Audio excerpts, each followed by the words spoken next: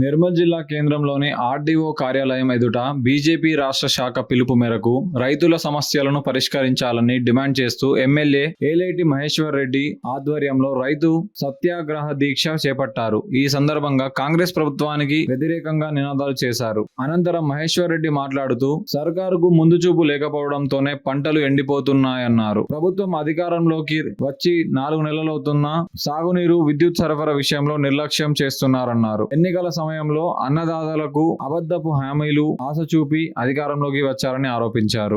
మహేశ్వర్ రెడ్డి గారు మరియు అదేవిధంగా ముదోల్ నియోజకవర్గ శాసనసభ్యులు రామారావు పటేల్ గారు, మరి అదేవిధంగా ఈ జిల్లా అధ్యక్షులు అంజు కుమార్ రెడ్డి గారు, అదేవిధంగా తెలంగాణ రాష్ట్రంలో మొట్టమొదటిసారి కరువు వచ్చిందంటే అది కాంగ్రెస్ ప్రభుత్వంలోనే తెలియజేస్తా ఉన్నాను.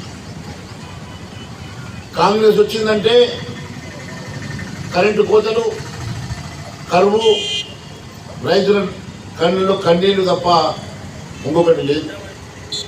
ఎన్నో హామీలు ఇచ్చి ఏదో ఒక రకంగా గద్దెనెక్కాలని, ఏదో ఒక రకమైన అధికారంలోకి రావాలని